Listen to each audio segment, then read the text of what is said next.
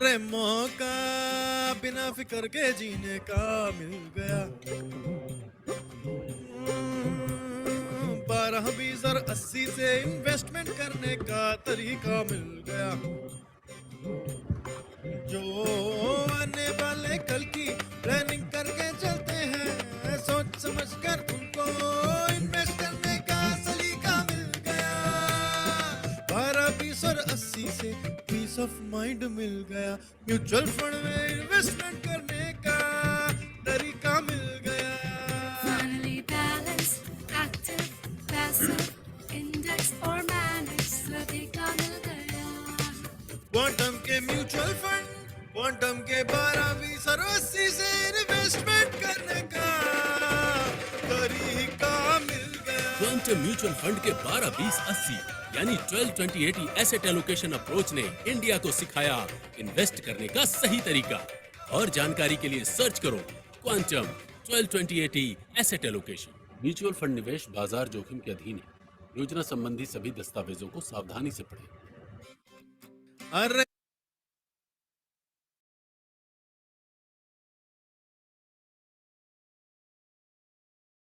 Hello everyone, we'll start our presentation in next couple of minutes.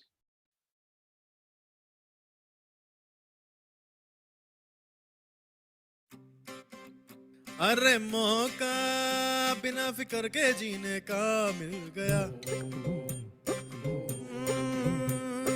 12 20 और 80 से investment करने का तरीका मिल गया।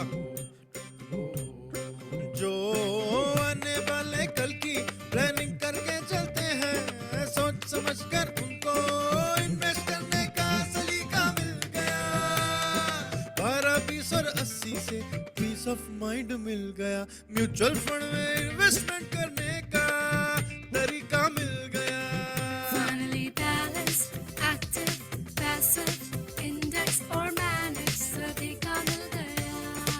क्वांटम के म्यूचुअल फंड, क्वांटम के 12 20 और 80 से इन्वेस्टमेंट करने का तरीका मिल गया। क्वांटम म्यूचुअल फंड के 12 20 80 यानी 12 20 80 एसेट एलोकेशन अप्रोच ने इंडिया को सिखाया इन्वेस्ट करने का सही तरीका। और जानकारी के लिए सर्च करो quantum 12 20 80 asset allocation. Mutual fund निवेश बाजार जोखिम के अधीन है। योजना संबंधी सभी दस्तावेजों को सावधानी से पढ़ें।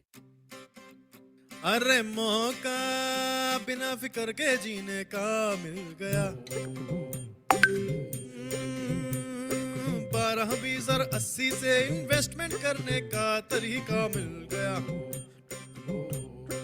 जो आने वाले कल की प्लानिंग करके चलते हैं, सोच समझ कर उनको इन्वेस्ट करने का सलीका मिल गया।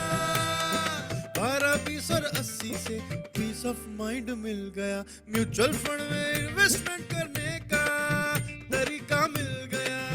Finally balanced, active, passive, index or managed, सभी का मिल गया। क्वांटम के म्यूचुअल फंड, क्वांटम के 12 20 और 80 से इन्वेस्टमेंट करने का तरीका मिल गया। क्वांटम म्यूचुअल फंड के 12 20 80 यानी 12 20 80 एसेट एलोकेशन अप्रोच ने इंडिया को सिखाया इन्वेस्ट करने का सही तरीका। और जानकारी के लिए सर्च करो quantum 12 20 80 asset allocation. Mutual fund निवेश बाजार जोखिम के अधीन है। योजना संबंधी सभी दस्तावेजों को सावधानी से पढ़ें।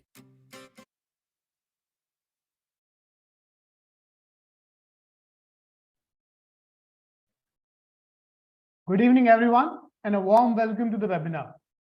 My name is Neeraj Kotian and I'll be the moderator for today's session. I am part of customer interaction team at Quantum Mutual Fund. First, let me thank you all for taking out time on Thursday evening and joining us for this session. We'll also request everyone to use their headphones for better audio clarity. This session will have approximately 30 to 45 minutes of presentation, and then it will be followed by Q&A. You all can post debt or fixed income related questions in the chat box once the presentation is over. As you all know, the topic for today's session is your debt portfolio positioned for higher interest rates? RBI actions have pushed interest rates significantly higher over the last 1 year. Currently, bond yields across the maturities are trading close to their early 2019 levels. Our fixed income team believes that the worst of inflation is now behind us and interest rates are near their peak in this cycle. It is time to look beyond the market noises and spot the emerging new trend. Hence, in today's webinar, our speaker will answer the questions like, does your debt portfolio require some strategic shift in the current market environment? How can you position your debt investment to beat inflation? How to avoid credit and liquidity crisis?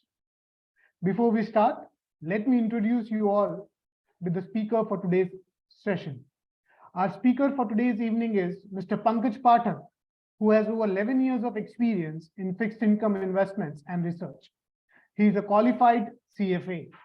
He joined Quantum Asset Management Company in August 2013, and at present, he is the fund manager for Quantum Dynamic Bond Fund and Quantum Liquid Fund. Without taking much time of yours, we'll request our speaker, Pankaj, to take ahead this session. Over to you, Pankaj. Yeah, thank you, Neeraj. And thank you all of you for joining us this evening. Now, as Neeraj told you that we are going to discuss about fixed income, but before we go into what is happening in the fixed income market, let's spend some time understanding the foundation of investing and asset allocation. So, yeah, sorry. Now, the first principle of investing or asset allocation is that don't put all your eggs in one basket. And if you look at this table, it tells you that, yes, we need diversification because different asset classes behave differently in different market cycles. So sometimes you see equity doing well, sometimes it doesn't do well, and same with gold or bonds, which in turn is fixed income.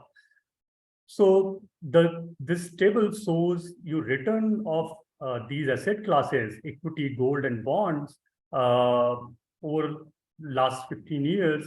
For these are annual returns. So you can easily see that the top performer or the bottom performers are not same. Means all the asset classes, they have their own cycles, right? Just for example, if you just think that you are investing in 2007, when equity has given phenomenal return of 49%, whereas bonds were laggard. But immediately in 2008, if you are invested 100% in equity, almost half of your portfolio was gone by that time.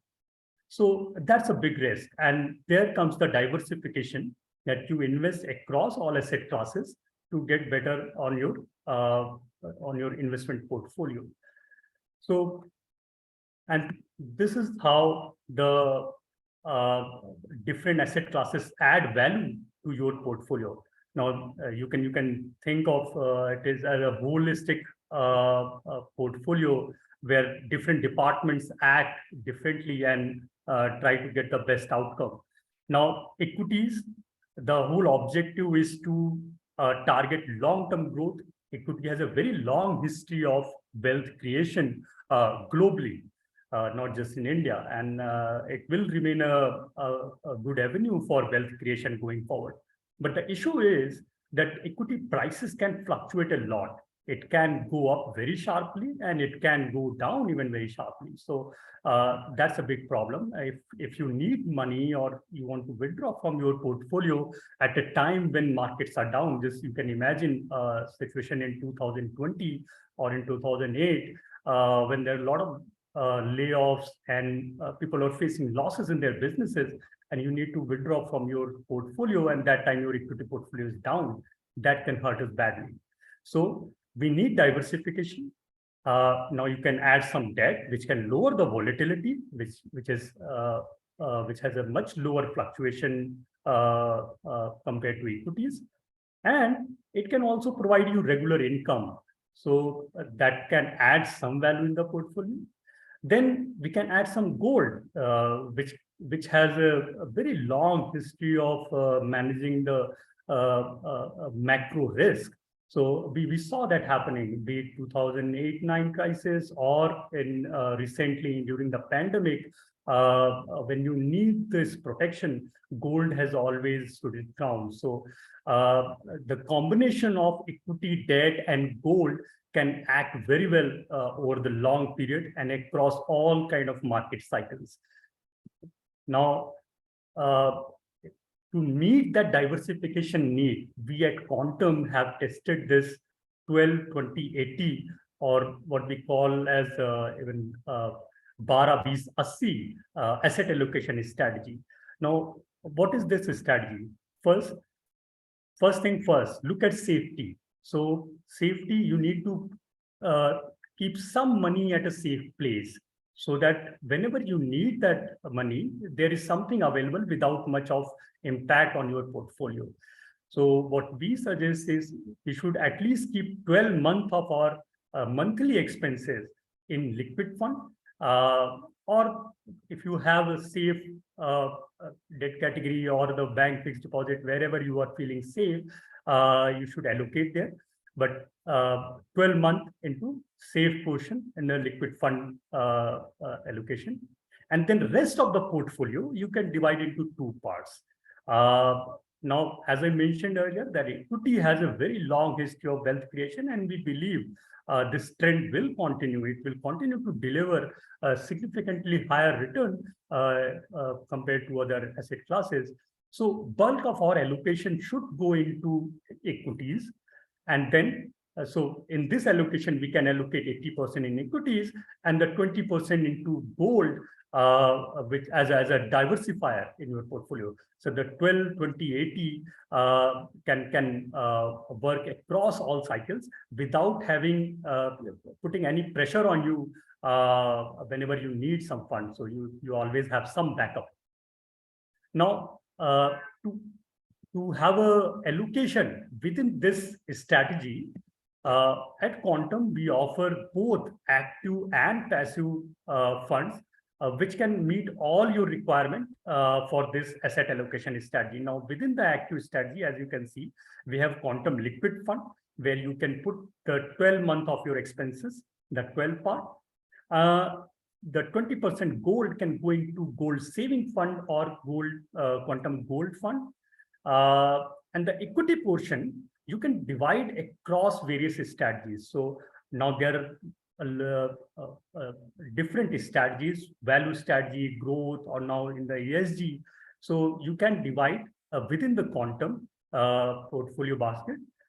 We can have 15% in Quantum long-term equity, 15% in Quantum ESG fund, and 70% into Quantum equity fund of fund, which in turn give you a diversified portfolio of 79 mutual funds, which are not managed by Quantum, which are actually external mutual funds schemes where this fund of fund invests. So you get a diversified portfolio across various styles and various fund houses.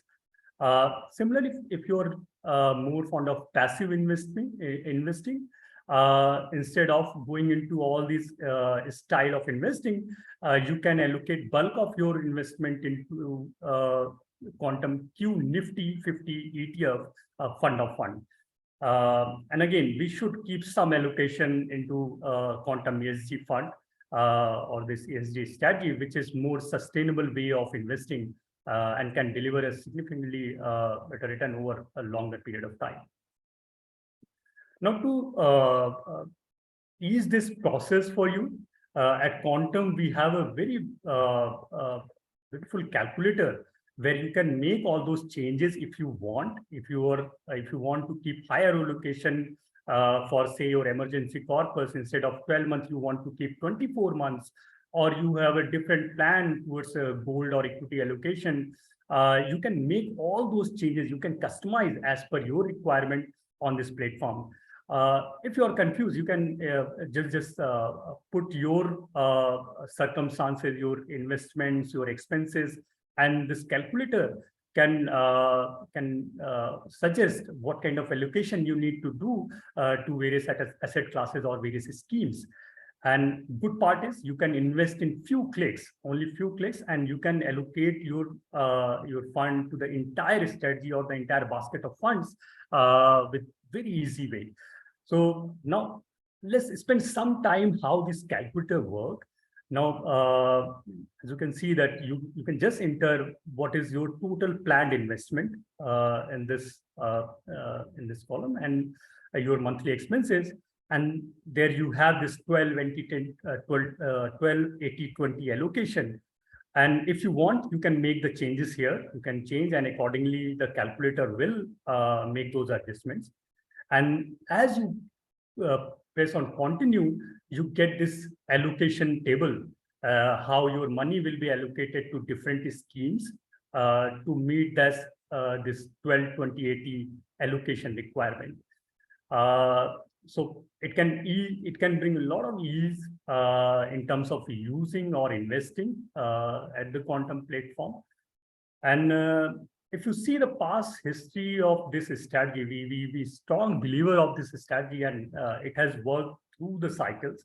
And since inception, if you see the weighted average return, it has been close to 12.66%, a decent return on a diversified portfolio with a safety backup of 12 months of expenses.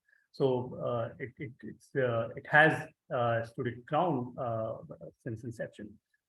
So again, I'll reiterate, this is one very good way of allocating asset. Focus on diversification. Evaluate this strategy. Please visit our platform, our website, to check out this calculator. It can work wonders for you. Now, with this, let's move towards the fixed income part. And so last 2 years have been challenging for fixed income funds. And most of you who have invested in especially debt mutual funds, or even in case of fixed deposits, because their rates have been also reduced over the last 2 years, and now they have started picking up. Most of the fixed income investors have to live with lower return over the last 2 years. And some even face losses recently. So let's see how the fixed income market is set up and what is the outlook. Now, the biggest news around fixed income market has been inflation. And it's not just in India, it's a global thing, and it's actually a global problem. We have a sea of red here, which is showing inflation across the globe is at very high level. Now, first on the global stage, because we in India have lived with high inflation for a long time, and in terms of our inflation, we are not facing that much of problem. I'll come to that later. But globally, it is a big thing and big talking one, especially in the advanced economies. Now, if you look at this chart, this shows the IMF projection for this year, for 2022. This is average inflation for 2022. And you can compare it with the past trend. So before COVID, most of the advanced economies, they were struggling to meet their 2% inflation goal. Many of them were actually trying to push inflation higher by printing a lot of money, by keeping rates near zero. Many economies' rates were even negative. If you remember, even 2017-18, during that time, we had high yield bonds trading at negative yield. So just imagine, look at the paradox, this high yield bond trading negative yield. And now we have a very different situation here post-COVID. When they are dealing with very high inflation. The average for advanced economies, as per IMF, will be around 7.2% in 2022. Even emerging economies, for the last 10 years, emerging economies also had a relatively lower inflation than their past. And that has also picked up in the last 2.5 years. So, if you remember, during the COVID period, when there was a lockdown, most of the economies, their central banks printed a lot of money, especially in the advanced economies, and kept rates near zero, interest rates near zero. And on the other hand, government, they kind of writing all kind of big checks and giving handouts Now, if you get money, if large part of the population get big checks in their account every month, what they do, they go and buy things, and that's what happened. The consumption that boosted consumption, and economies rebounded quickly. Means if you remember those forecasts before, when we were hit by the COVID, most of the economies got surprised later on because economies rebounded quickly, but it has its own side effects. Now, side effect is inflation. At consumption got a boost. People started buying things, but there was the supply chains were not fully in place, and commodity prices started rising, and all kind of steps happened, and that led to a spike in inflation. And then we had this war at the start of this year between two large commodity exporters, especially energy and food, that again added to inflationary pressures. So this is the story. This has already happened. Now, where we are heading. Now, if you look at the IMF forecast, and most of the economists on the street will have a similar kind of trend line going forward, that inflation is expected to ease in 2023 and 2024. It may not be entirely due to durable reduction in durable inflationary pressures, but even the math, the base effect is going to reverse. So we can see it as a one-time price settlement. Like if you had a crude oil price around $75 last year, and today it's $100, that means 30%, almost 30% rise in the price. But if it remains around 100 for next 1 year, the future inflation on crude oil will be zero, right? So if prices stabilize where they are at their high level, it will automatically have its own base effect, and this spike in inflation will fade away. So a large part of it will be just the math, and inflation will reverse. But even on a durable basis, we are now getting some signs of stabilization. Supply chains are getting back on track. Central banks have been acting very fast and very aggressive, and the growth rebound we saw, that is kind of fading globally. So even some economists are putting very high probability for recession going into next year. So if growth slows down, and if consumption slows down, that will put downward pressure on inflation, and those things will play out in next year and maybe next year. From India's point of view, if that happens, that will bring some comfort, because the central banks in advanced economies have been very aggressive, especially recently in the last 7-8 months, when they started hiking rate to tackle the inflation. So if you see US Fed, which is kind of leading in this pack, they have hiked the interest rate, the federal fund rate, from 0% in March this year to around 3.75% now. It's a fastest rate hike since I think 1980. So in almost more than 40 years, we have not seen this pace of rate hikes. Similarly, most of the other central banks are also hiking at a very fast pace, and mostly especially this pace of rate hike is making everyone nervous, be it policymakers or markets. It's kind of sitting at the brink where people waiting for something to break because of the rate hikes. So if we get clear signs of inflation cooling off, that will bring some respite, and we'll see some of these central banks backing off or slowing down.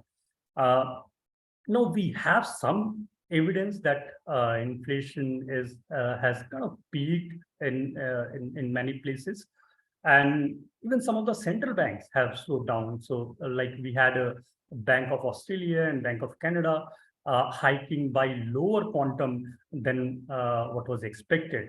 And even from the US Fed, the recent commentary suggests that the pace of rate hike will slow down. Maybe they will continue to hike, but not by 75 basis points. So last 3 meetings, they hiked the federal fund rate by 75 basis points in each policy. So if they slow down, even that will be treated as a positive because now market is set up for a very aggressive Fed and other central banks. So now coming to India, our inflation is not that problematic. We also have a higher inflation, higher than what we target. So RBI targets to keep inflation around 4%. And most of the last 3 years, inflation has been above 6%. So that's a bit of a worry, but given the growth situation, RBI is comfortable with inflation below 6%. So we are not far from our target. Last month, inflation reading in September was 7.4%. For October, the expectation is that CPI inflation will come somewhere around 6.5%. We will get the number on Monday. But that's a big drop. And again, the math is going to play out. The base has reversed. And because last year we had a high inflation, this year when we compare year on year, that number will come down. So, but overall inflation is cooling off in India, and as per RBI's own estimate, CPI inflation will go down to 5% by middle of 2023, and most of the market forecasts are in that range only, very near to 5% band. So now looking at the global and domestic inflation, we get a sense that peak of inflation is now behind us. We have seen the worst of inflation in the last 1.5 years, and probably going forward, we will see inflation trending down. Now, the other side of this inflation cooling off is central banks. So how they will change. Now, much of the rate hike has already been delivered, be it foreign central banks, US Fed or Euro or Bank of England, and even in India. I mean, the RBI also started hiking interest rates and reducing liquidity. They've been reducing liquidity since the start of this year, but they started rate hike from May. And between May and September, the RBI hiked the repo rate by 190 basis points. That's significant, from 4% to 5.9%. And if you look at the market interest rate, that was hiked by even higher proportion, by 230 basis points, because they changed the floor. So if you look at the green line in this table, in this chart, the gap between the blue line and the green line was very wide before April 2020. So because RBI was keeping a lot of money in the system, banking system was actually parking their surplus cash with RBI on daily basis. So whatever excess money they had, they were lending it to RBI at reverse repo earlier, which was at 3.35%, which was 65 basis points below repo rate. Repo rate is rate at which banks borrow from the RBI. And reverse repo was the rate at which banks used to lend to the RBI their surplus cash. Now in April, RBI introduced a new instrument, which is standing deposit facility. Now this is the effective floor, and banks will lend to RBI under SDF, or the standing deposit facility. And this rate was set up 25 basis points below repo rate, not 65. So that was effectively 40 basis points hike in the interest rates before RBI formally begin their rate hiking cycle. So overall, they hiked the rate by 230 basis points. But if you look at the market impact, it is much more pronounced than what RBI delivered. So if you look at 1 year government bond yield, that actually moved up from the bottom of 3.5% to now closer to 7%, almost doubled, almost more than 300 basis points jump in the 1 year government bond yield. And similarly, all the corporate bond yields, etc., also moved up. Even at the longer end, means the movement was lesser because we have some, during the decline, it hasn't responded that much. But if you look at the absolute movement in bond yield, that was significant even at the longer end. You can read it through this chart, which shows change in bond yield. The blue bar shows how much they changed in 2021 in the calendar year, and the orange bar shows how much they've changed in this year, YTD, since the start of this year till October 31st. And you can easily spot that short-term rates have moved up a lot because RBI, one, hiked the reverse repo or the move from reverse repo to SDF rate. And two, they reduced the overall liquidity. They tightened the liquidity in the banking system, which affects the short-term rates more than longer terms. But even at the longer end, again, I see, as I said, that the absolute movement was huge. If you look at the 10-year bond yield, it has moved up by more than 150 basis points over 1.5 years. And that's a big movement for a long-term bond yield. So now just to summarize these three elements, one, inflation has peaked, and now the worst of inflation is now behind us. Second, much of the rate hikes or the monetary policy tightening has already been delivered. I'm not saying they're going to stop, but they're going to slow down, and soon they will stop. We are getting to the end of very near to end of the tightening cycle. So again, next year we will have a very different macro backdrop for bonds. And third, the bond market has been repriced significantly. We have seen a very significant jump in bond yields across the maturity curve. And now, just to top up, the fourth element is that now we are getting a positive real rate across the yield curve. Now, there are a lot of myths about real rate. When you look at real rate and compare it with the past inflation, what has already happened over the last 1 year, that is actually lagging indicator. That's a very wrong signal. And we should always look at forward expected inflation, not the past inflation. And the expectation is that over the 12-month, the forward CPI will be close to 6%. And with that 6%, when we compare the bond yield curve, almost at the entire yield curve, we are getting positive interest income. So bonds are back. You can beat inflation with bond investment in fixed income securities. Though fixed deposits are still taking some time to get repriced, but bond market or the money market has already priced the rate hikes and the inflation.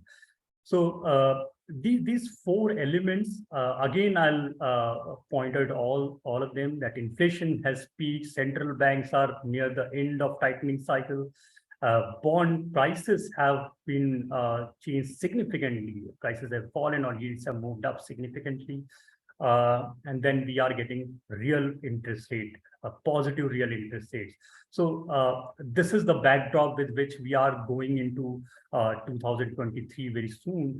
And so that requires a major churn in your portfolio, in your fixed income allocation, and it requires some rethinking how we should proceed on the fixed income allocation.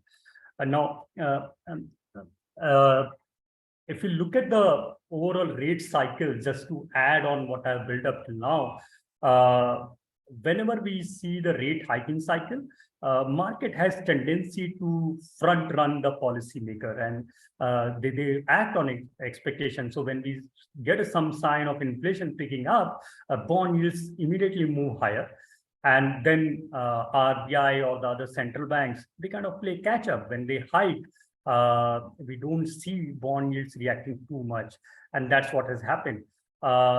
So if you look at all these highlighted area in shaded blue, much of the bond yield increase, which is the orange line, has happened till the first or second rate hike.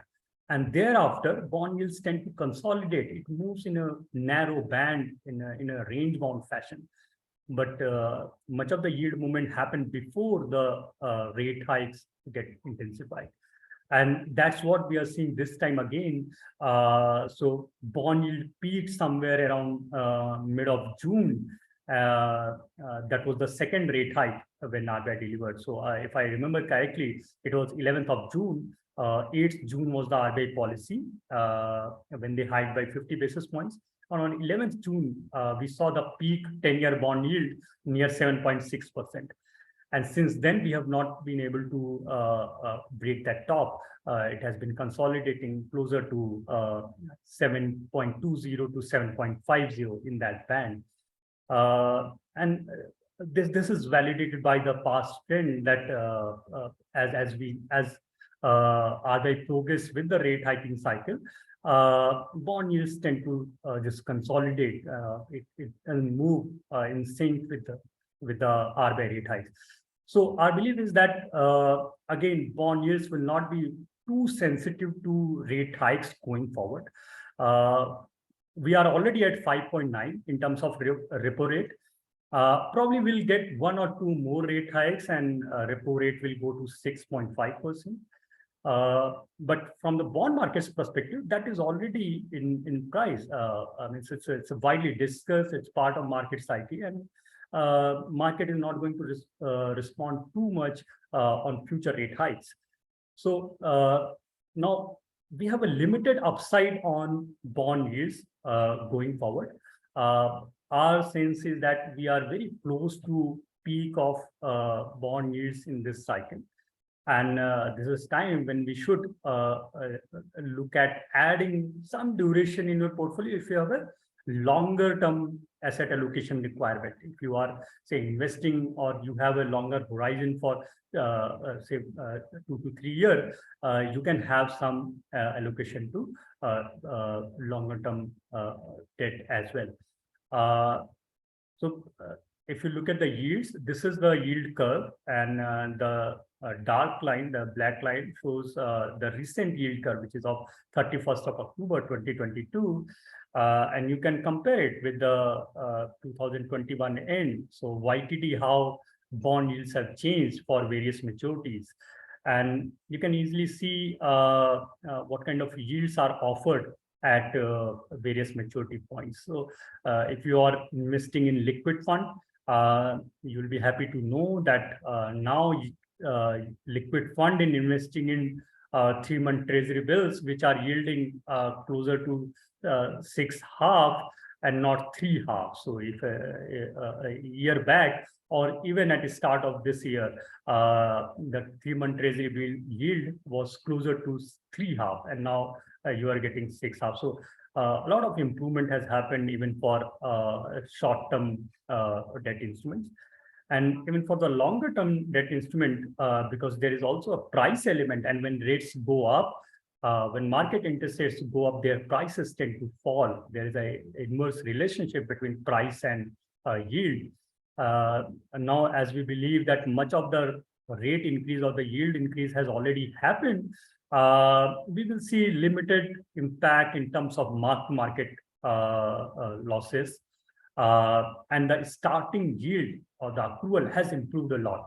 Now, you can compare it with a three-year yield. So let's say if you are investing in 3-year bond last year, the yield was 5.3%.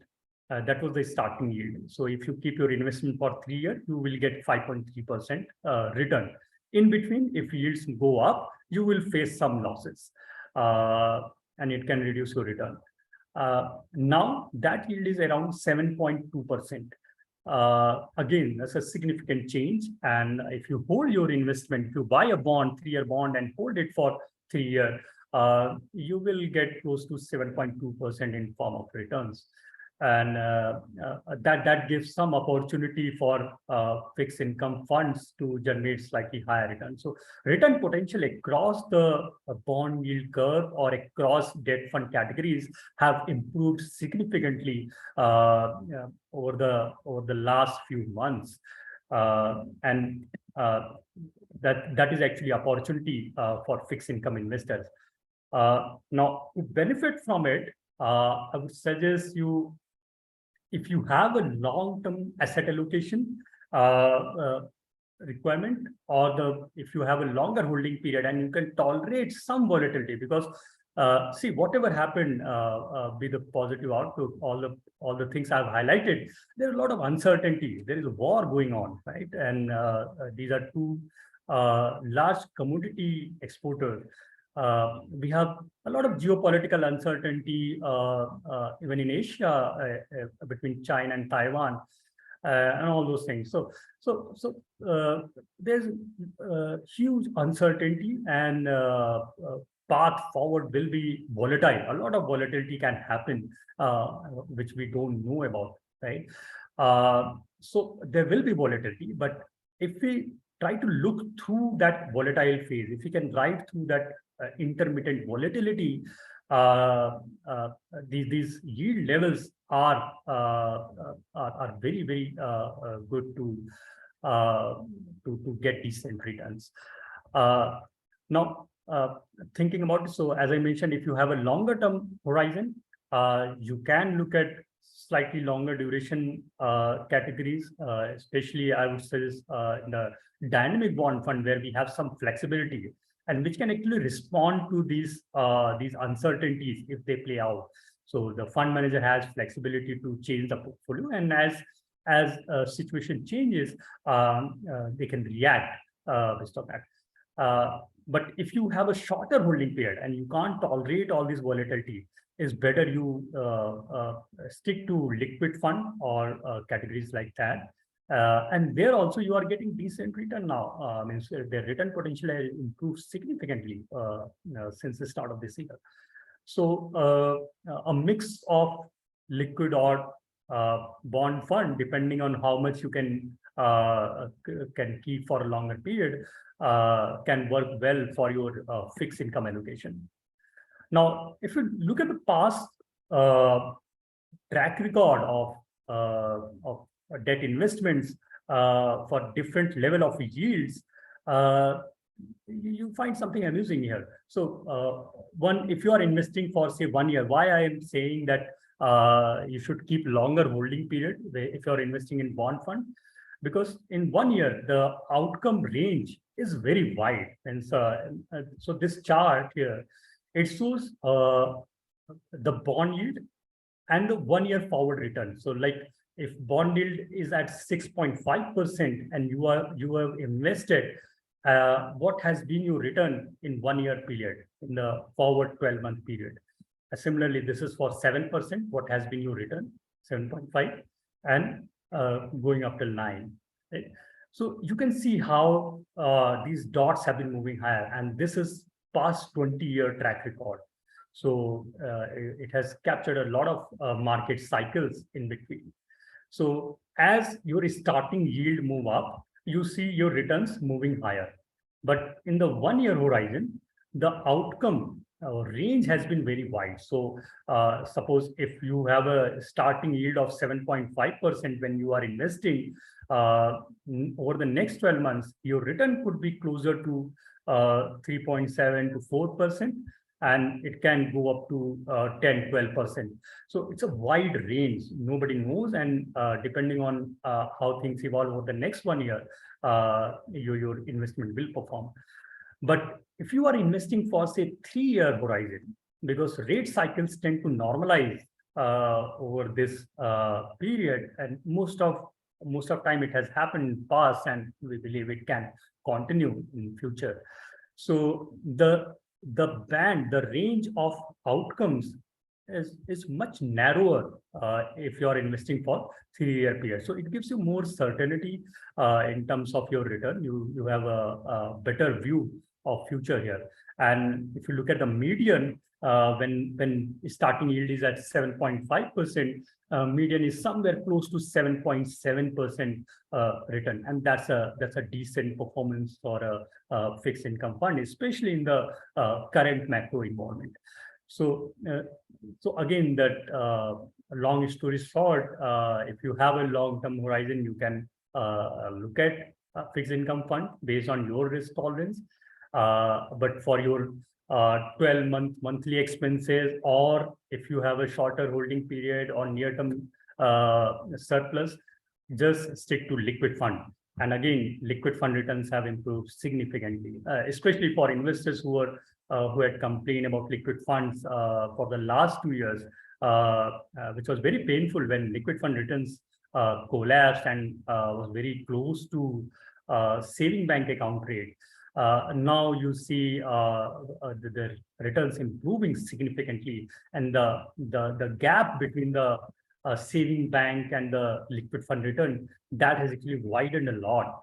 So again, you have opportunity to move from part of your saving into liquid funds, and your potential return will be much better.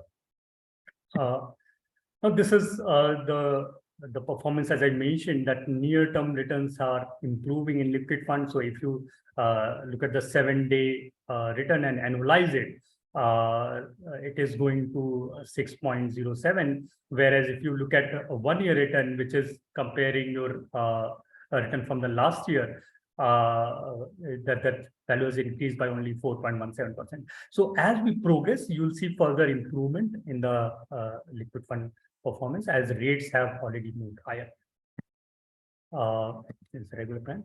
Now, as I explained, again, the strategy is to choose between the quantum liquid fund and quantum dynamic bond fund based on your investment horizon and the risk appetite. But I want to emphasize on one thing about, especially for the quantum liquid fund or the liquid fund in general, that whenever you choose liquid fund, always have this safety first approach. And that's what we have adopted in our quantum liquid fund, which invests entirely into government securities, treasury bills, and few selected AAA rated PSUs. The idea is to keep credit risk to minimal levels.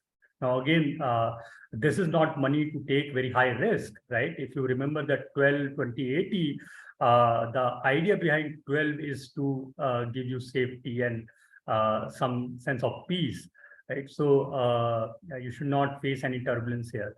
And in past, over last many years, we have seen a lot of liquid funds getting impacted due to credit defaults or the liquidity crisis. So in quantum liquid fund, we try to avoid that. We have zero exposure to private corporate debt. We don't invest in private corporate debt. And again, by keeping portfolio into high quality debt, into government and PSUs, we keep our liquidity very high in the portfolio. So you can see the portfolio is actually linked to credit, liquidity is linked to credit quality. And usually government securities and PSUs, they are the two highest traded segment of the fixed income market. So we never face any liquidity problem. And this is where we are adding safety and liquidity in the portfolio of the quantum liquid fund.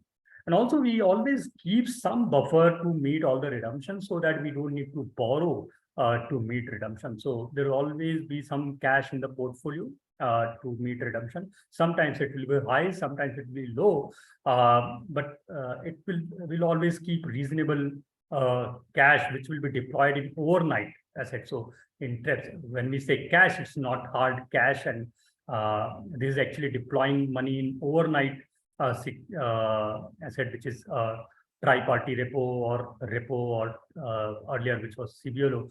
So we get some return on that, which is overnight return. And currently, if you see, TREPS rate is somewhere around 6.2%. So we are getting decent return even on the cash portion. But it gives us flexibility to meet redemption without borrowing in the fund.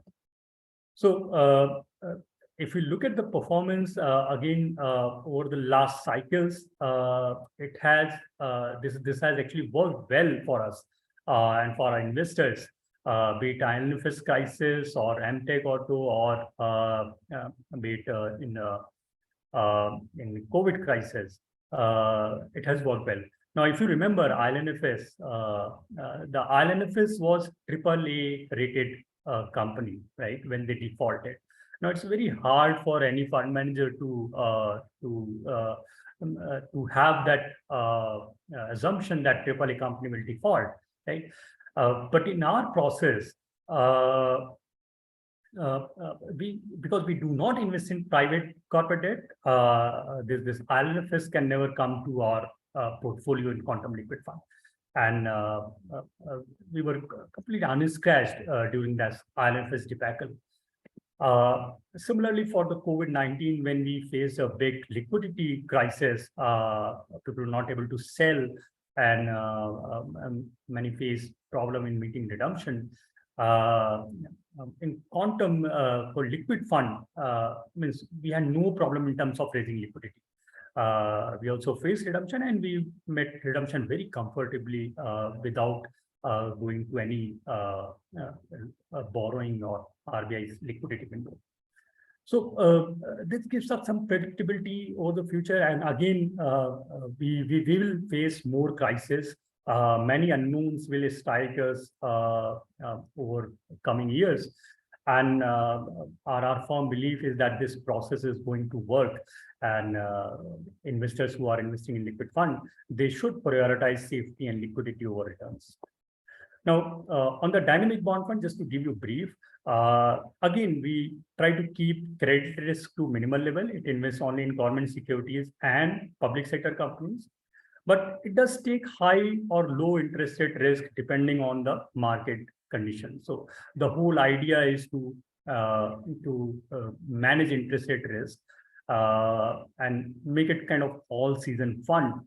So if interest rates are expected to rise, we try to keep our duration to low level. We invest in very short-term securities which mature early, and then we deploy that money at a higher interest rate.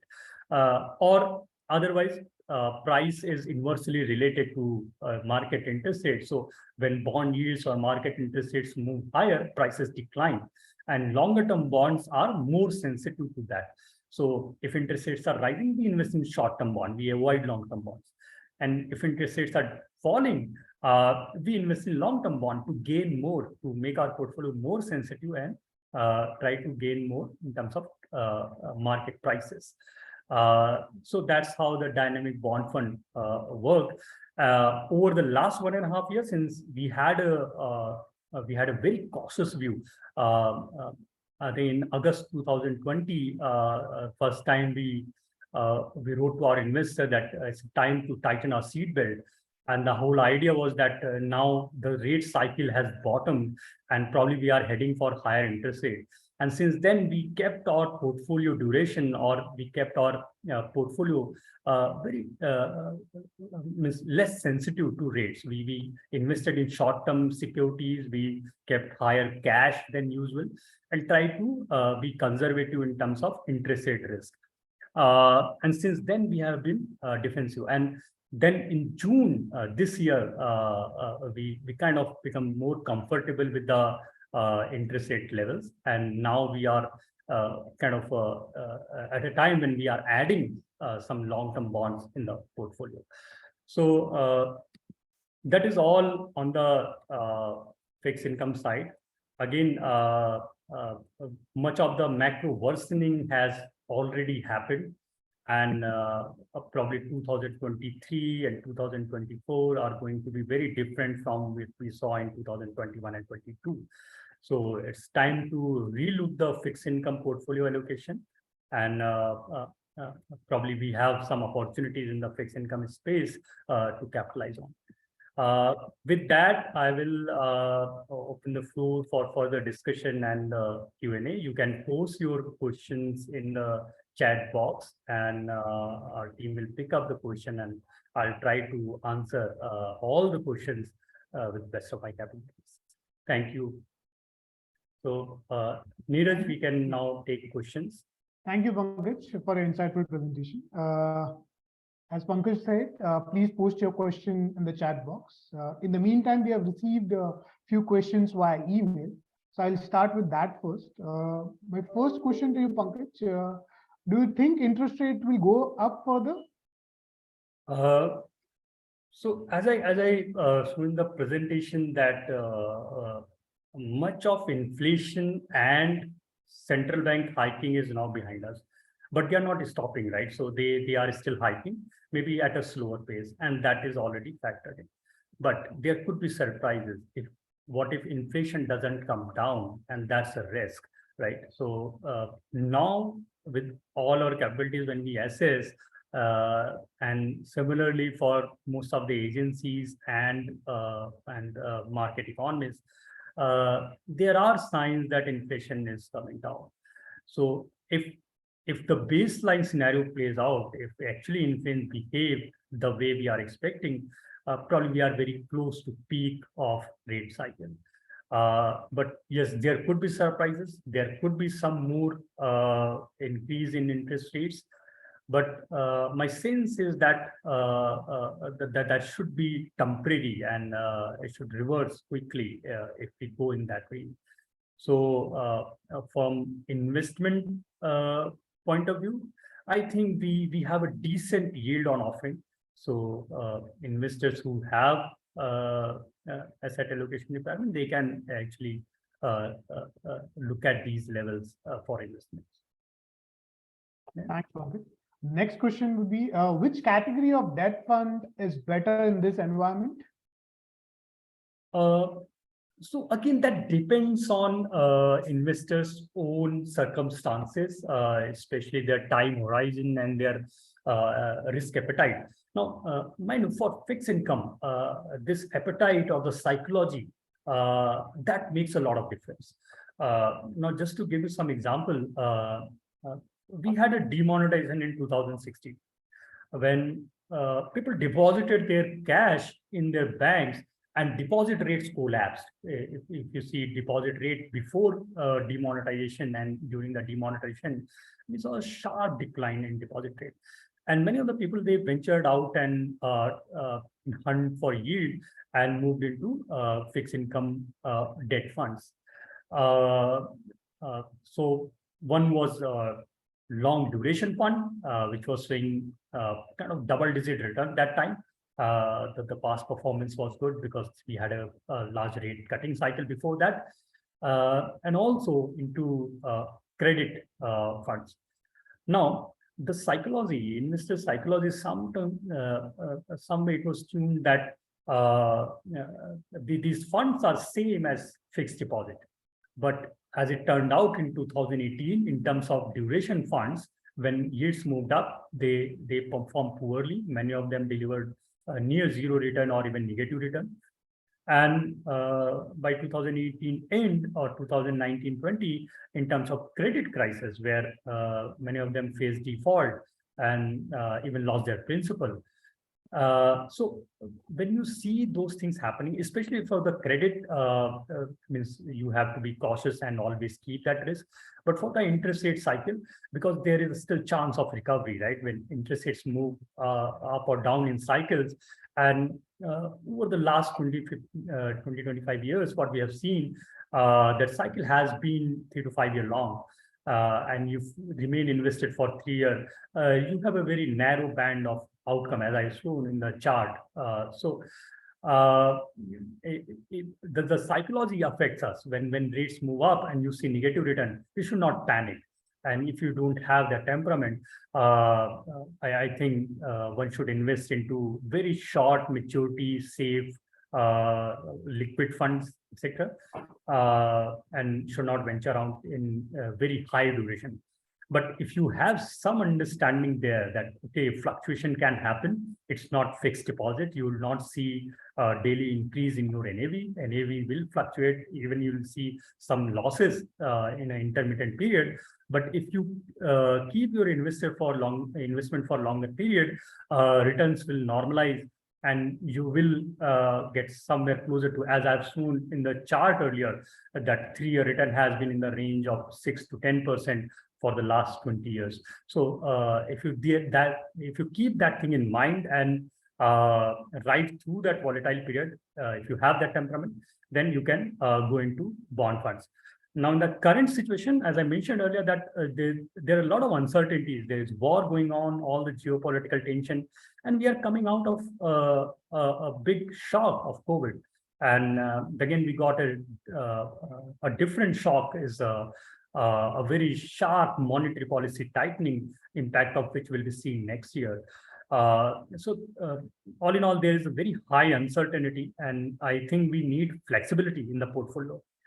Now, if investors keep that flexibility with themselves by responding to changing circumstances, that will have a tax consequences, right? So if suppose you invest in very long duration fund now, and after 5-6 months you realize inflation is not coming down and you need to change your portfolio, if you sell, you have to pay tax on that, which will be very high. And if you keep your investment for more than 3 years, you get a very big tax advantage. So I think during this phase, dynamic bond funds can stand out. One, because you get a professional who will be reading this cycle and responding to that. And second, you can remain invested for more than 3 years, and you will not face any heavy tax consequence. So I think dynamic bond funds are best suited in this environment. Thanks, Pankaj. Next question is, if investing in debt fund can give returns up to 8.5%, especially in corporate bonds and short-term bonds funds? See, it may or may not happen. Nobody has seen the future. But again, I refer to the same slide where I've shown the range of returns. So you've seen that when bond yields are near 7.5 on government bond, the 1 year return has been in the range of 3.5 to around 12%. And if you are investing for 3 year, return range has been closer to 6 to 10%. Now these are past, right? This is past track record. It may or may not happen in future. But it does give us some idea that when we are in this range, what kind of accrual I'm getting. So let me tell you this way, the 3 year bond yield is around 7.2% now. If you buy a bond and hold it for 3 year period, on the government bond, I'm saying, you are getting 7.2%. Let's say you are you have some appetite to take more credit risk and you are investing in AAA bond. Now the spreads have narrowed over the last 3 years, and we are hardly getting any spread. It's 30 to 40 basis points at max, and you can add that, so around 7.6% on a 3 year corporate bond. So if you hold your investment for that period, this is what you will get. In between, in 1 year, if suppose rates move up, you will see some losses on your return on your bond holding. And if suppose yields actually go down, probably you'll see more than 7.6% on corporate bond holding in 1 year. So it may or may not happen, but yes, that is one of the possible outcome now. Yeah. Okay, next question is basically based on our asset allocation strategy. Okay, in our asset allocation strategy, we say 12-20-80, where we mention only liquid fund and the portion of asset allocation. Why we are not recommending any fixed income product like a quantum dynamic bond fund in our asset allocation strategy? Yeah, I get this question very often, and but broadly it has to do with investor psychology, because many of the investors, they tend to react when they see their bond NAV changing too much.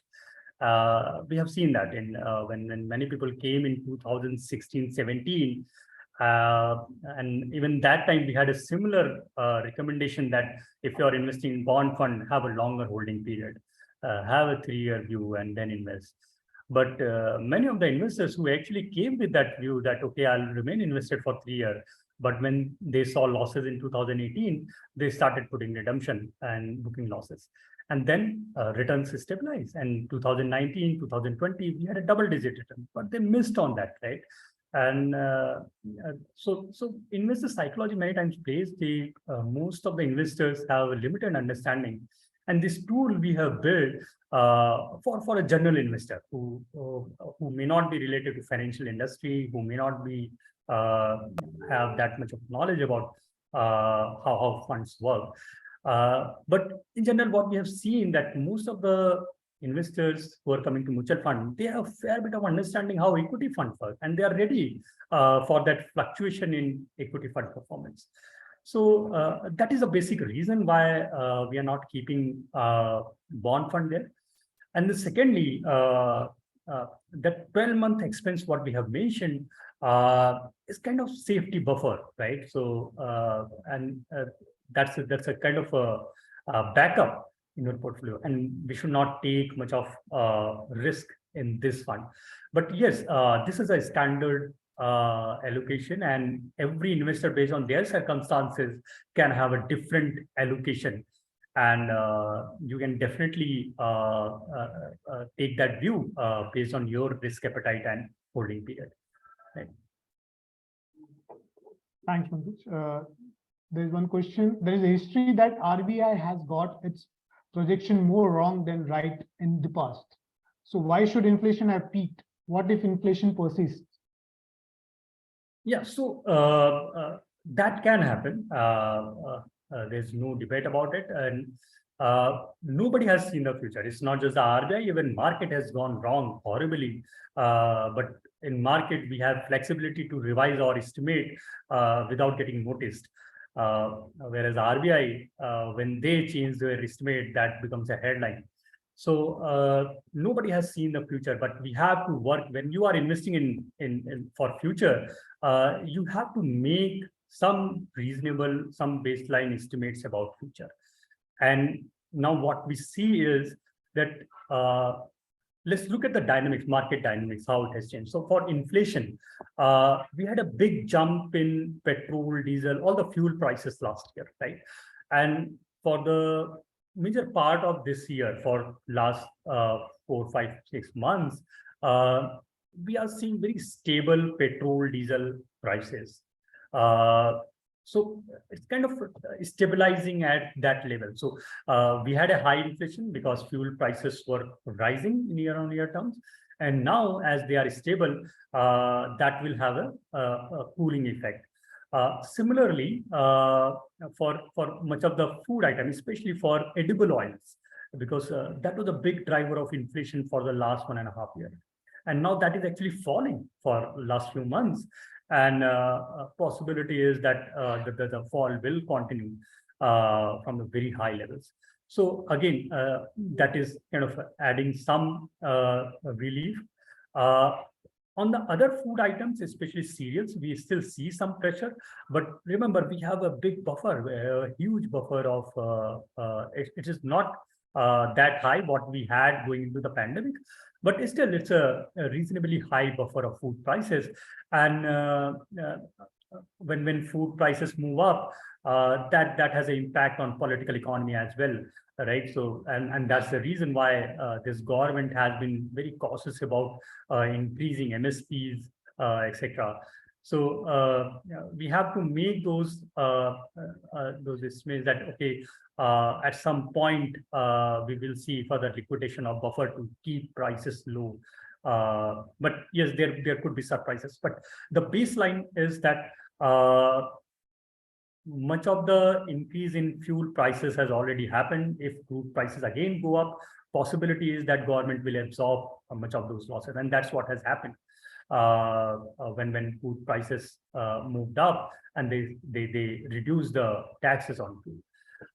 Secondly, even global commodity prices have cooled off a lot since April, May, their peak in March, April. So that will also act as add some cooling to the inflation trend. And then the base effect. So the 7.4 has a large base effect in play, and that's going to reverse. So all in all, we kind of agree with the RBI's forecast that inflation will trend down towards 5% by mid of next year. But yeah, the outcome band is again very wide. There's very high uncertainty, what I've mentioned. But this is the baseline now. Thanks. There's a question on Quantum Dynamic Bond Fund. What is the duration today and what do you expect it to increase to? Assume I get into it after interest rate increase stop and get out after 3 years plus reduction of interest rate, post reduction of interest rate. What do you expect my CAGR to be? Okay. No, currently, if I say duration is in the range of 4 to 5 years in the dynamic quantum dynamic bond fund. But what is happening is that bond market is reacting to every small news flows, and there are a lot of fluctuation in the bond market, and that can lead to actually changes in our duration profile, very frequent changes in the duration profile. So whatever duration we have built, it may not remain static over the period. We will see further fluctuation because market is fluctuating a lot. So, but general idea is that we will continue to add duration as we get more comfortable at the longer end. So if we see further rise in bond yield, probably you'll see our duration going up even further. And if we see sudden decline in yields, we will probably get more defensive and reduce some of the duration. But from investors' point of view, I think they don't need to respond to every market blip and focus on the more medium to long-term trend that much of the rate increase has already happened, and probably we are in some kind of consolidation range where rates may remain stable or fluctuate in a band, in a band for some time till we get more clarity on the future trajectory. So duration can fluctuate. Now, in terms of potential return, as I guided earlier, based on the past data, that the band could be wide for 3 years, as I mentioned, that it's a 6 to 10%. I think there is a reasonable probability that it should lie in that band. And given the current circumstances where we had a very sharp rise in yield, my guess is it should be at the higher side of the band, not at the lower side. Thanks, Pankaj. There is a question on again a dynamic bond fund only. Okay, as we invest only safe kind of bonds, do we give up do we give up around 1 or 2% if we are not investing in a corporate bonds or any other bonds? See, it depends on the strategy of the fund. Now, if you understand the strategy of the dynamic bond fund, the whole idea is to manage the interest rate risk. So whenever we see rates moving up or down, our expectation about rates, if we expect rates to move up or move down, accordingly we rebalance our portfolio. Now, if you say buy corporate bonds, I mean, the extent of yield you mentioned, 100, 200 basis points, that means I have to go below even AAA rated companies.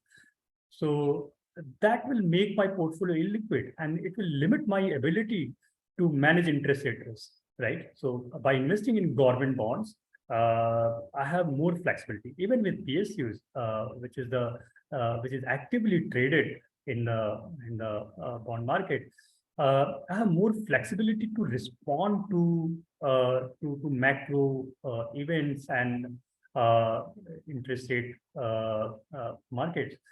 But if I'm investing in, say, illiquid double A-rated bond, that will make my portfolio liquid. I won't be able to churn my portfolio at an appropriate time, and it will have its own consequences, right? So again, as I mentioned, it depends on the portfolio strategy of the scheme. And in this fund, our strategy is to manage interest rate risk, not credit risk. So we try to keep our portfolio most liquid and in the safe government and public sector issuers. Now, another point to add on this, this is not directly linked to this question, but there are some issues with the credit market in India. These are structural problems with the market. If you look at the total size, the secondary market of these bonds, how much they are trading in secondary market, we hardly have any trading in these kind of debt securities compared to the outstanding total outstanding of these bonds. So now that poses a lot of risk for investors who are investing in these bonds in terms of getting liquidity, especially in times of stress. And that's what we saw during 2020 crisis, when liquidity dried up completely and people were not able to sell those bonds. It's not just about selling and liquidity, it's also create problem in churning your portfolio. So if you are invested in, say, AA bond, and when you invested, you had a very good credit environment, right? And suddenly you can take a case of early 2018 or 2017, when everybody was buoyant about NBFCs, how they were growing, and there are a lot of talk about that, and they will continue to capture that space from the banking system. But suddenly in 2018, IL&FS happened and everything changed, the entire narrative that changed, right? But the issue is, whenever that change happened, if you are invested, you have no way to react to that. You can't liquidate that portfolio because there is no liquidity. So that is a big challenge. So if say negative news flows come, negative things happen in the credit market, you have to take those losses. And that's what we saw that time. Secondly, most of the credit segment in case of India, we can describe credit as anything below AAA, because we have even seen AAA's defaulting. So that's a bit of worry. So most of the credit market or high yielding bonds, they are more linked to equity than debt. So whenever we see economic cycle turning, we have a weak economic growth, and companies are facing problem in terms of raising liquidity. You see these segments performing poorly at the same time when equity is performing poorly because of weaker economic growth. So it doesn't offer you the diversification benefit. Means the whole idea of investing in the fixed income space is to get diversification, and it can't deliver that diversification at the time when you need the most, right? So you need the diversification most in times of stress. And in times of stress, we have what we have saw is that the credit market has performed poorly. So these are some structural issues. There is also very high correlation. So the diversification within the credit space, that doesn't work. We saw that in Lehman crisis. I mean, the whole idea of giving AAA rating to mortgages, mortgage-based securities, was that one entity default will not have any effect on the other entities. But it doesn't work that way. When we saw Lehman happening or the IL&FS happening in India, entire credit market flows. Means even AAA's companies face problem in raising money, and we saw further defaults happening. So it has a cascading effect on the entire market, and that can create problem for investors. So I think these are some structural issues with the credit market, and one should keep these things in mind when they invest in credit fund or invest in bonds directly of these companies. Yeah. Thanks, Pankaj. What is the past 3 years returns for Quantum Dynamic Bond Fund and its tax implication? See, last 2.5 years have been very challenging for the bond fund, any bond fund, for the Quantum Dynamic Bond Fund. I guess returns are closer to, maybe our team can provide you that exact number, but return has been closer to 6%, and maybe slightly below 6% for the 3 years, because we had a big market impact in the last 6-7 months, which is very recent, and it will take some time to smoothen out that effect. It is closer to that band, around 6%. And if you look at the tax implication, if you remain invested for more than 3 years, the taxation is 20% with indexation benefit, and that indexation has a huge impact on your taxation. It reduces your tax liability significantly. So if you look at the after-tax return, it will be significantly higher than what you get in fixed deposits. Next question is, if there is a 50 basis point decrease in repo rates, how much increase in yields we can have when the cycle turns downwards? It depends on what kind of duration you are running that time. But let's say a simple math is that you multiply the yield change with the duration, and that's what will be your impact. So let's say if you are invested in a portfolio which has a 3-year duration and you see 50% decline, you will get 1.5% change in market prices. Now we are talking about decline, that means 1.5% increase in the market prices. So one, you are getting yield, some yield on your portfolio, let's say 3-year bond. So you have a 7.2% as a starting yield, and then you add another 1.5%. This is a rough calculation to get a sense. And so 7.2 plus the 1.5, your return should be somewhere closer to that. There is one request to show the slide where we are showing the returns of gold, bond, and Sensex. I think that will be slide number 1. Yeah. Yes. Yeah. We have a question. Any question on that? No, just it has requested to show that particular slide. Sure. Yeah. Yeah. Next question is, what should be the ROI expectation for following debt categories? As you have already mentioned about liquid funds, it's around gives around 6%. Will you be able to comment on FMPs, target maturity fund, banking and PSU funds, floating rate funds? See, again, it's very difficult to comment on future returns. Future is uncertain. We try to make a reasonable guess about future. And again, these funds, what kind of portfolio they have, where they're investing, that will make a lot of difference even within those categories, right? So very difficult to make any guess. I think investors should work with a general understanding, general idea about how fixed income returns have been when we had a starting yield around this level. And that's what I have tried to show in that slide. I'll show that slide again just to have that view clear, because we have discussed a lot about it. So as you can see, the 3-year, when bond yield was around 7.5%, you see most of the dot in this band, which is this is 3-year forward return. So if you are investing when bond yield was 7.5, your return has been between the 6% to 10% most of the time, right? There is a wide dispersion, but roughly in this band it should fall.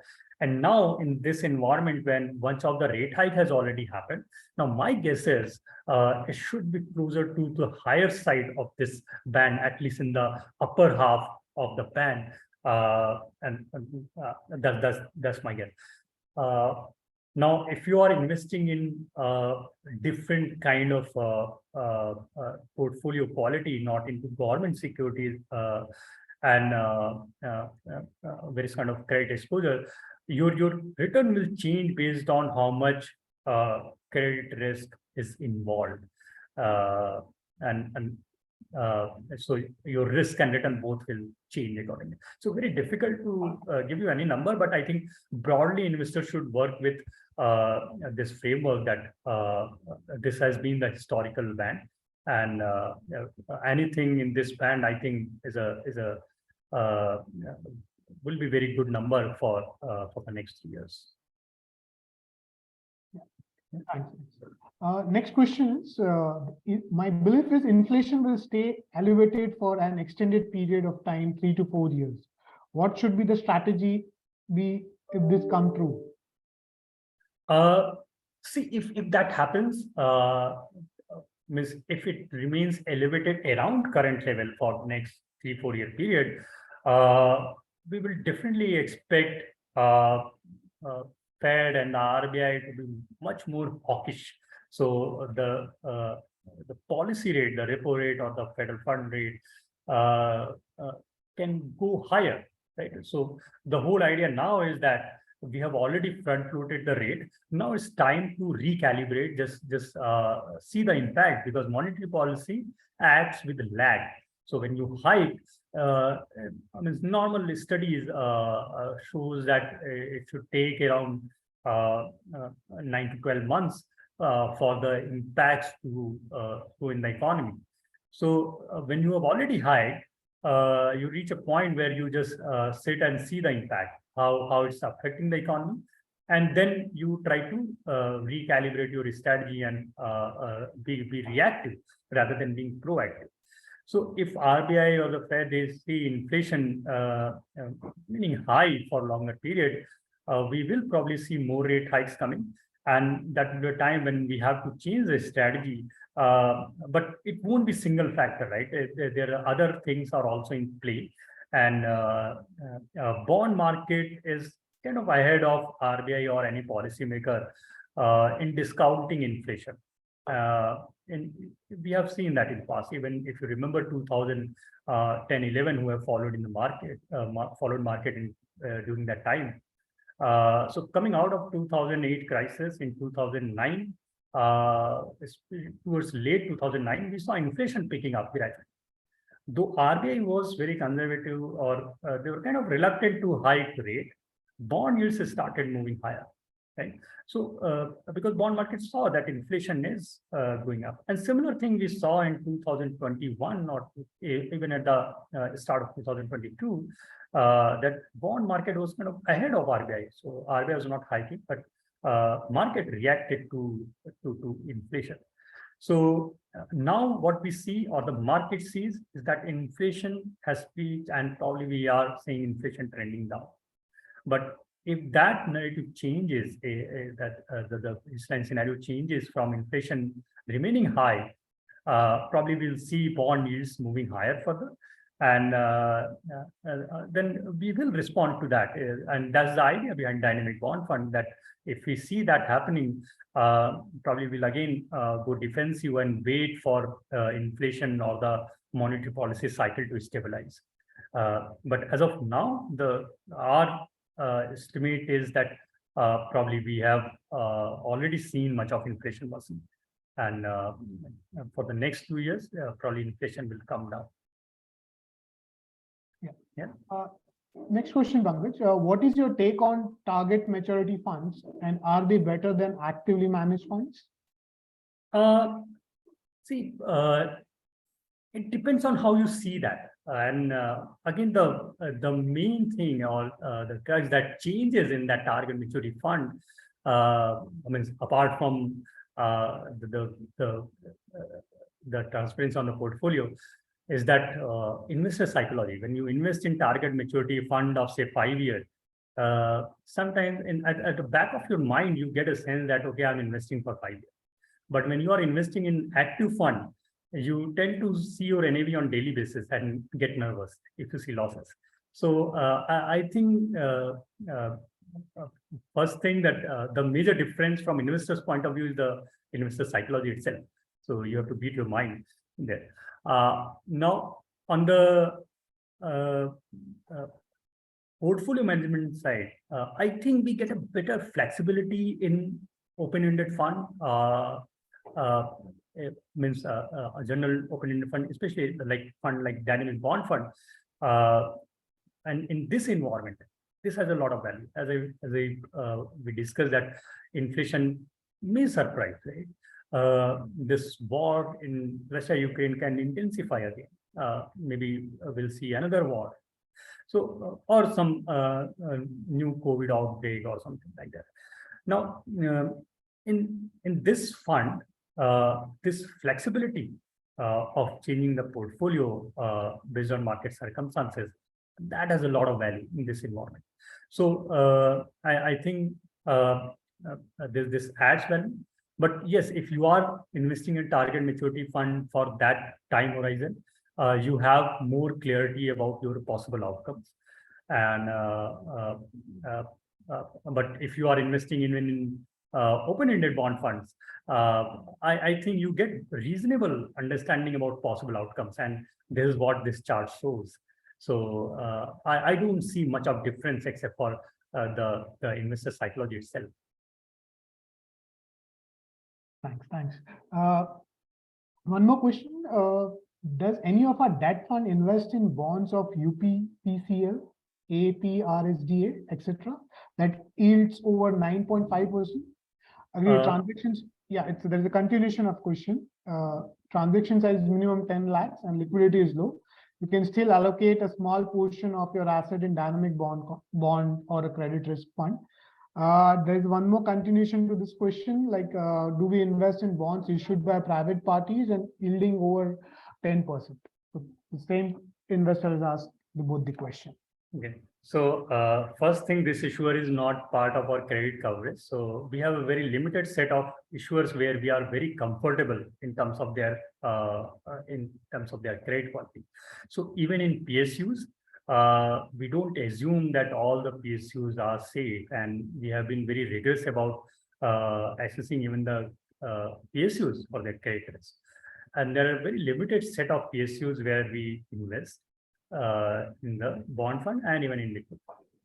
And same with the private exposure, as I mentioned in my presentation, that both in our fund, in quantum liquid fund or quantum dynamic bond fund, we do not invest in private corporate debt. So there's no exposure in private corporate debt.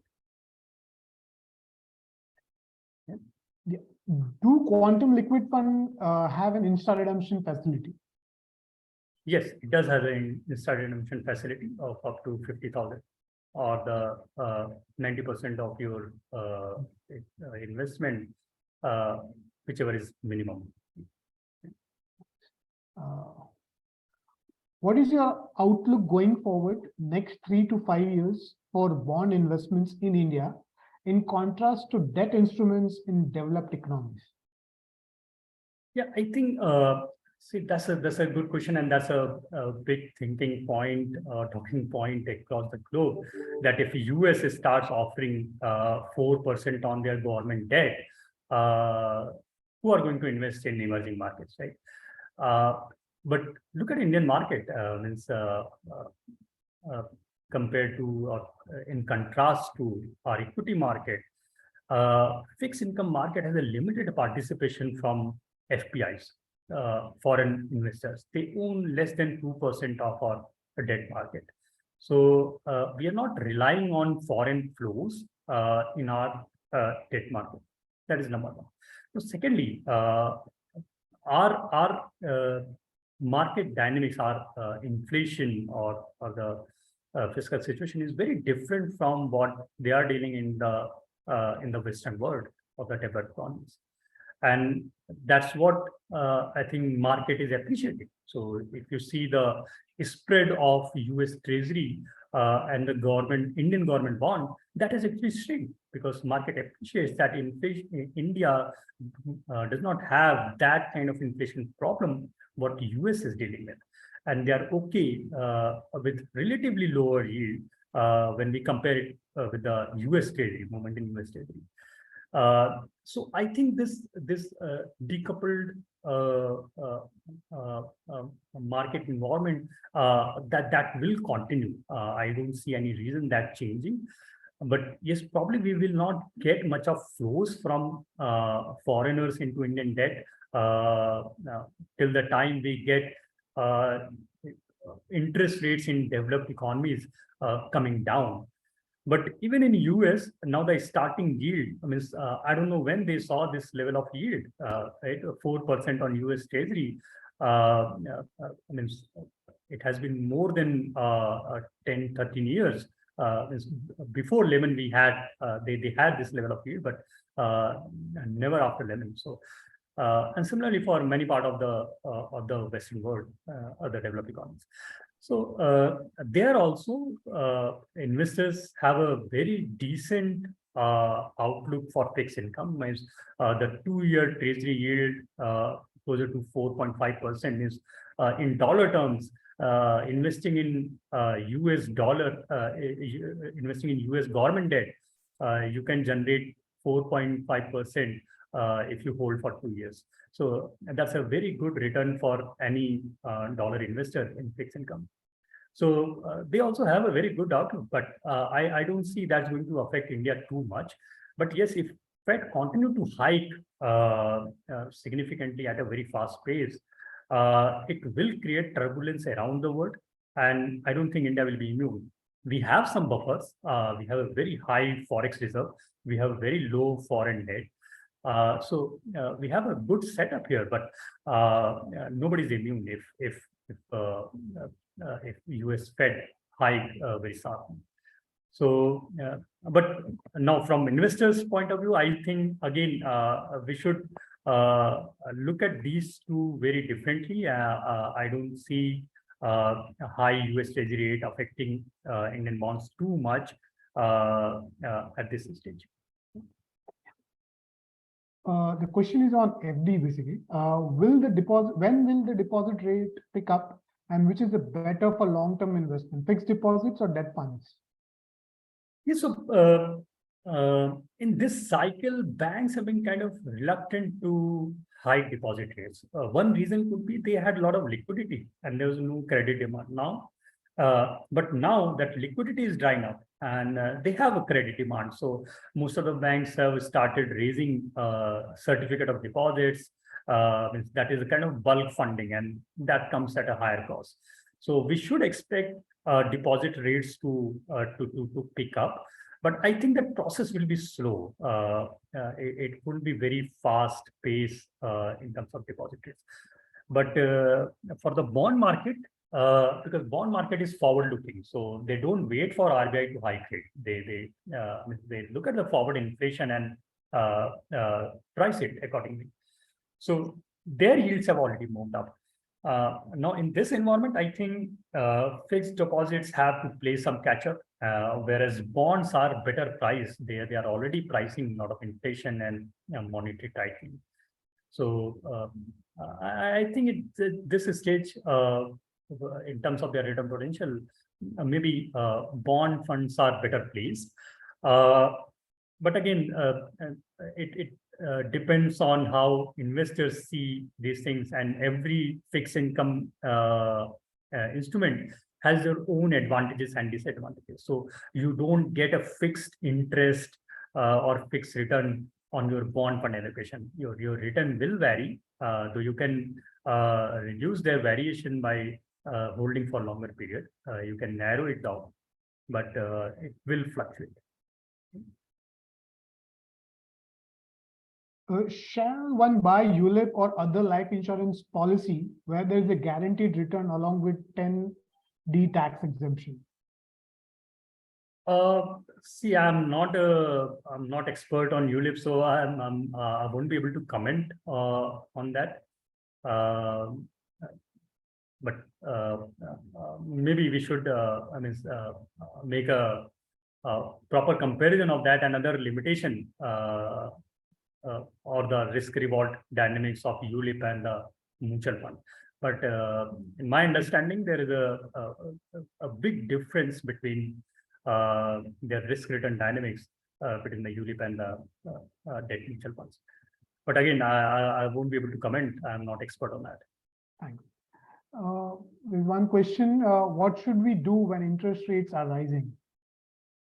So the best idea in the rising interest rate environment is to keep your maturity low, be it bond or the bond fund. So if you are investing in bond funds, actively managing that exposure, if you are in dynamic bond fund, your fund manager will do that.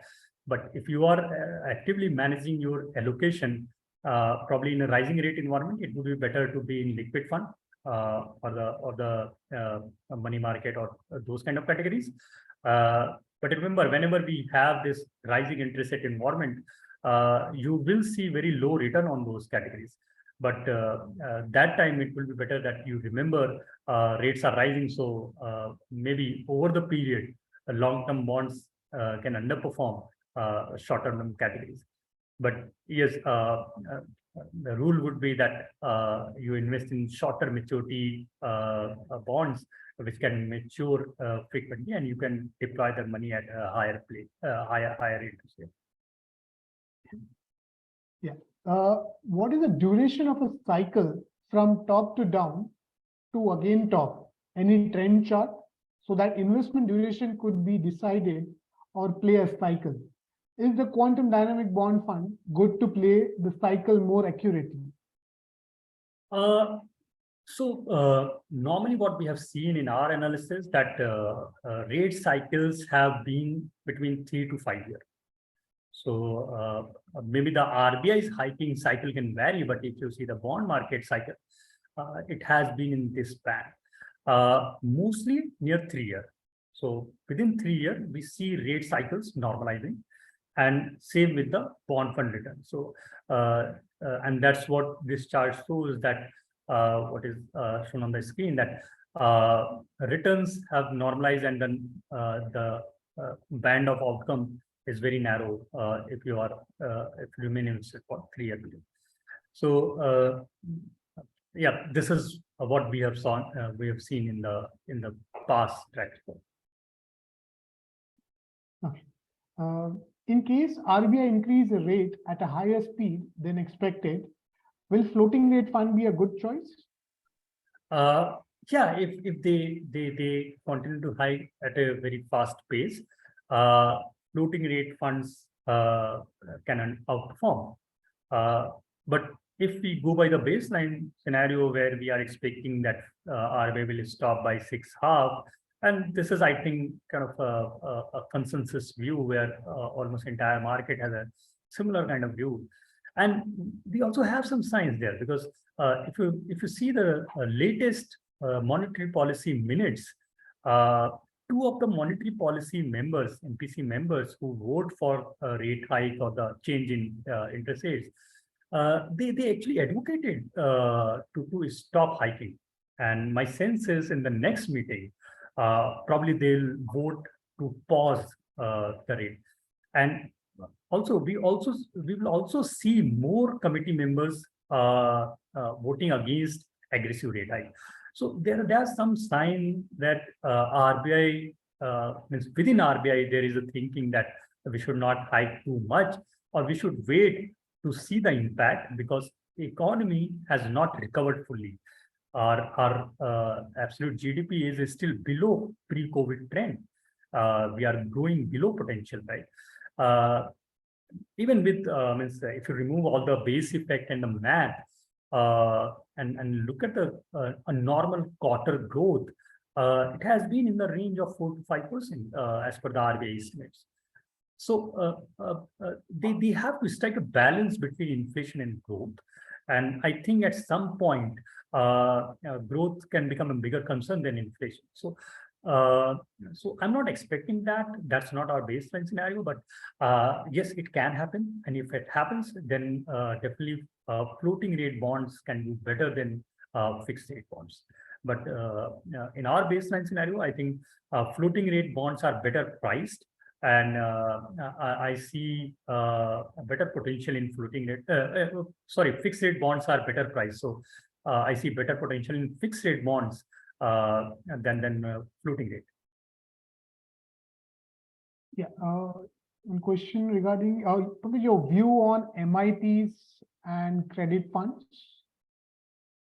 Again, as I expressed earlier about credit funds, that I mean, overall macro environment is kind of healthy for credit funds, given growth is recovering, and I mean, in general, corporates have deleveraged over the last 2-3 years. Banks are in better shape to lend. So all those things are kind of positive. But again, there are some structural issues with the credit market. And as I highlighted earlier, that you're not able to diversify. It doesn't give you diversification benefit, especially in a stress environment. it doesn't allow you to liquidate and churn the portfolio. And it has a cascading effect on the entire segment, right? So you see one default, and suddenly you see other issuers also getting into panic. So, there are structural issues, and I think investors should keep those things in mind. You may not see these happening every day, but whenever that happens, it has a huge impact. It's like you don't see airplane facing an accident daily, right? But if your flight faces that accident, the possibility of survival is very low, right? So if you are riding a cycle, maybe you'll fall daily, but you get some small bruises, right? So it's like that. In interest rate, it will move up and down. You'll see all the fluctuations, some positive, some negative on daily basis. But credit, you may not see it daily basis, but whenever it happens, it has a big impact. And if you remember in 2020, there were returns to the tune of -30, -40, -70% in some of the funds. Now, you don't expect that to happen in your fixed income allocation. And that's what I'm talking about. So if you, the impact could be very severe, and we should keep that in mind. In continuation of that question, your view on MIPs, basically, monthly income plans? See, again, I won't be able to comment on that, but yeah, this is one of the tools. You can have the diversified portfolio and make those withdrawals, or invest on a monthly basis. All options are available. But and I have nothing to add on this front. Yeah. Last two questions, Pankaj. How would the fixed income react after 2 to 3 years time frame when RBI cut the rates? Yeah, if they cut rate, that will be positive for duration funds. So you'll see long-term bonds performing better. Whenever interest rates fall, you see market gains on long-term bonds, and then that enhances return. So if that happens, that will be positive for long duration bonds, or the dynamic bond fund is one of the category where we can have a very long duration exposure. Last question for the day. Okay. Interest rate in US, Europe, etc. have moved up. How will that affect India? I think I've already answered that question. So again, that I think both the markets have different dynamics, and India is not that linked to Western world. Our inflation dynamics is very different from US and Europe. So I think India will remain decoupled. But yes, if they continue to rise significantly, there are macro stability concerns which will resurface, especially on the external side, because we have a high current account deficit, and our currency can depreciate. So for investors, especially foreign investors, they will face losses on their India exposure because currency is depreciating. Other than that, it makes funding our current account a little difficult. And, still, we get some money through external commercial borrowing. NRIs invest into India, they send remittances. If they get that high rate in their current destination country, probably the remittances, etc., will fall. So there are macroeconomic consequences if they continue to hike, and to that extent, market will also react. But directly market link, I think the direct market link is, I think, very weak at this juncture. Yeah. Thanks, Pankaj. With this, we will end our Q&A session. Any closing comments from you, Pankaj? So again, I think I'll just take to the asset allocation part. I think we should look at a diversified asset allocation, though this presentation was about fixed income. But remember, we have a very high exposure. I mean, say India on average has allocated a lot of their saving into fixed income. If you include all the fixed income instruments like fixed deposit, the PF, PPF, etc. So it becomes a large chunk of the portfolio. So I think Indian savers should look at diversifying their allocation and maybe increase their allocation to equities a little more, given its track record. Means we are a young country allocating very high into fixed income. That's not optimal solution, but maybe they are psychological or the past what we have seen in market that is affecting and that is making us allocate that way, being conservative.